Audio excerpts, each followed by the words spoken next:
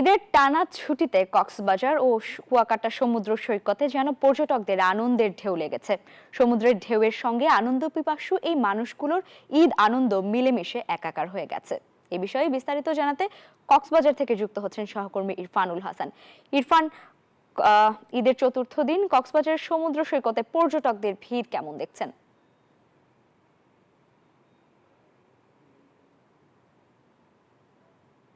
জি, আজকে ঈদের চতুর্থ দিন। আমি সমুদ্র সৈকতের কিনারায় দাঁড়িয়ে আছি। আমার ঠিক পেছনে মনে হচ্ছে যেন এক মানব সমুদ্র। আসলে যেদিকে চোখ যায় সেদিকে শুধু মানুষ। এবং এই ঈদের ছুটিকে কেন্দ্র করে কক্সবাজারে যথেষ্ট পরিমাণ পর্যটকের ঢল নেমেছে। আমি এখন যে সৈকতে দাঁড়িয়ে আছি, সৈকতের সুগন্ধা পয়েন্টে আজকে সৈকতের শুধু সুগন্ধা পয়েন্ট নয়, কলাতলি, লাবণী থেকে শুরু করে সবকটি পয়েন্টে একেবারে পর্যটনের মুখর রয়েছে। আপনাকে একটু দেখাতেছি, আমার এদিকে আসলে যতটুকু চোখ যায় সব দিকেই শুধু মানুষ আর মানুষ। এবং এই যে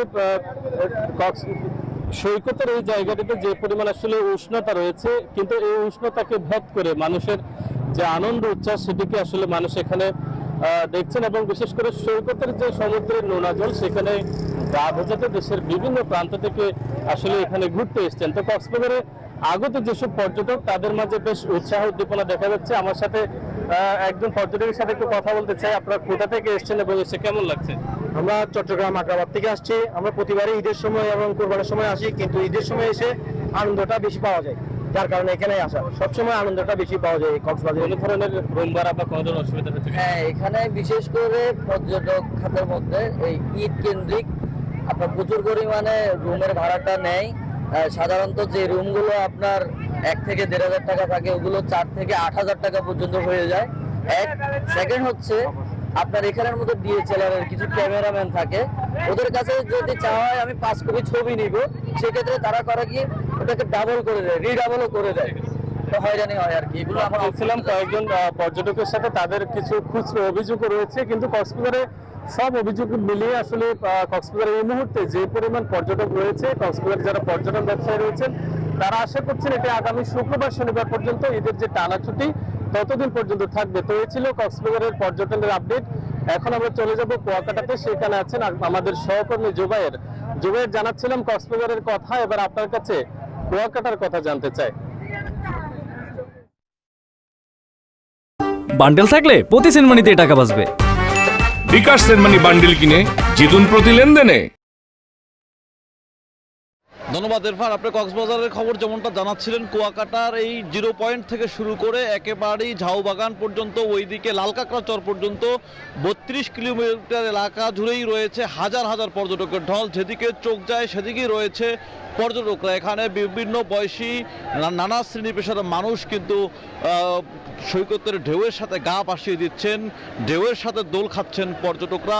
হাজার হাজার পর্যটক কিন্তু এখানে রয়েছেন। কেউ কেউ ফুটবল খেলছেন, কেউ কেউ আনন্দ উচ্ছ্বাসে মেতেছেন। ঈদের চতুর্থ দিনে কিন্তু কানায় কানায় ভরপুর রয়েছে, ঢেউয়ের সাথে দোল খাচ্ছেন।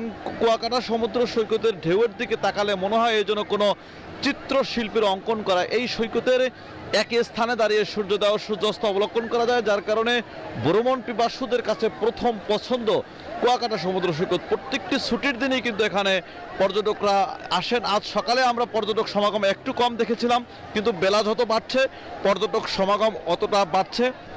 সকল হোটেল মোটেল ইতিমধ্যে বুকিং রয়েছে।